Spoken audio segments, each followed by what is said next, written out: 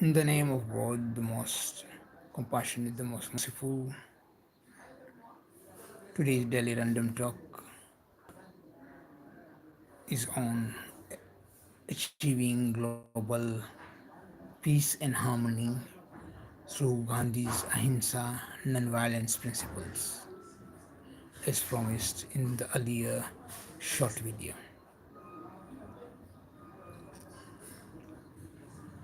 To give a brief background, a definition of Ahimsa means non-violence.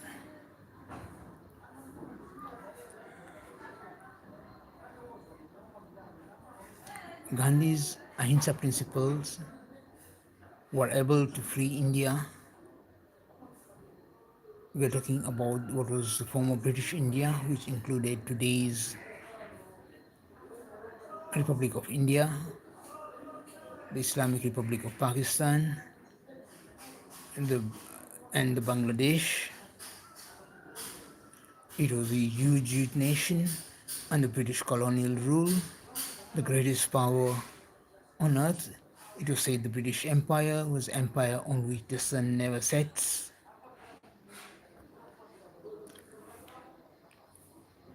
And it was brought to its knees through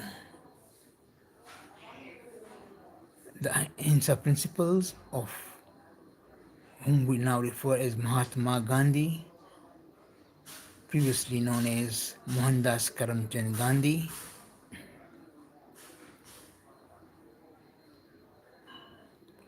Gandhi had non-violence principles as a response to British colonial brutality in India.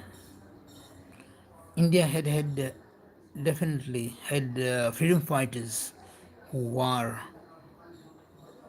based on violence, like Subhash Chandra Bose, Netaji, they call him Netaji Subhash Chandra Bose, and others.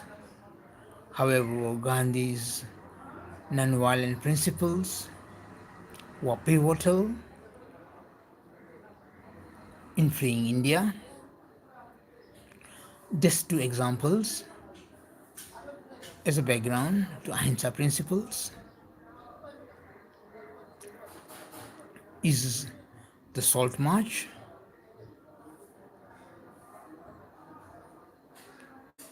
Mahatma Gandhi led a march to the seaside in the Gujarat coast, and people made their own salt. Is the salt, the iodized salt sold in the shops, had become a symbol of British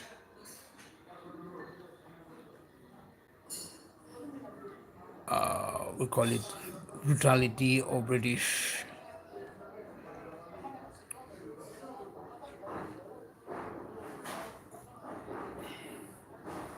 oppression to the Indians, so they made their own salt from the sea.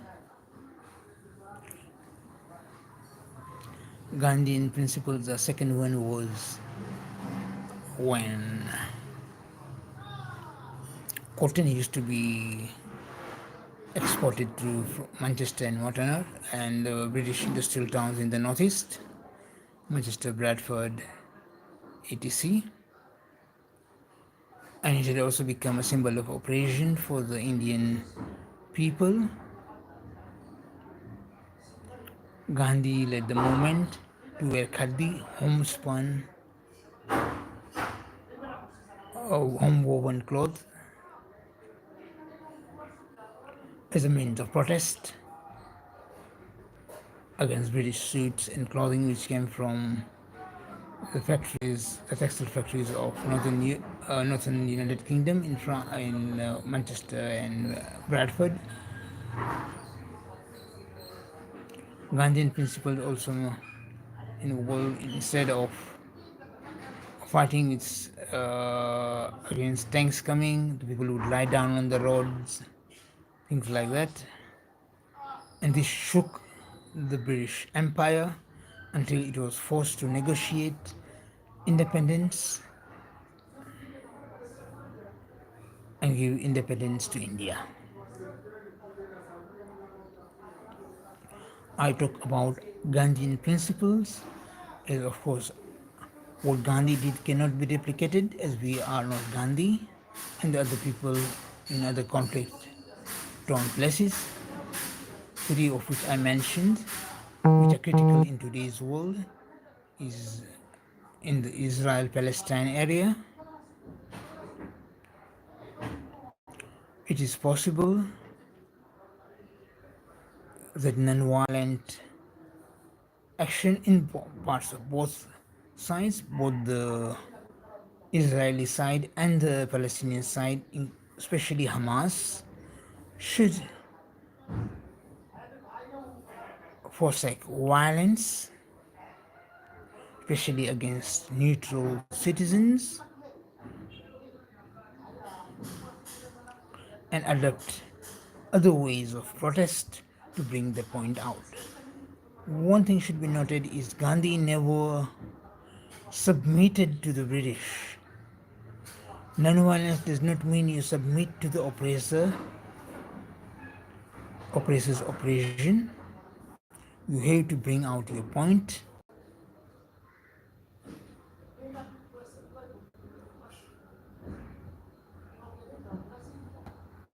Thank you.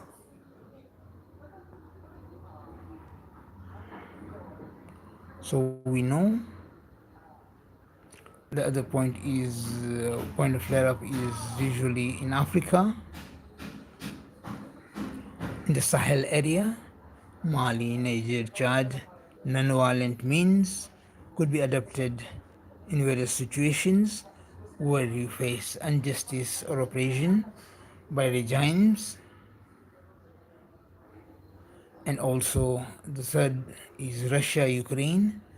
Possible non-violent means could have been used, especially the Russian-speaking people in Ukraine who felt oppressed under the Ukrainian government and the laws they brought. So they could have found out ways how that oppression could be brought out in the open for the world to see through non-violent means. So I would suggest in whichever conflict situation we are to ensure that we have global peace, harmony, self-respect and dignity for each other. As we know, let us put it that way, that the oppressor's whole community is not the oppressor. It is only a simple group of elite who are the beneficiaries of that oppression and not everyone. So we should maintain our friendship, our relationships with the people, like the Ukrainian speaking Russians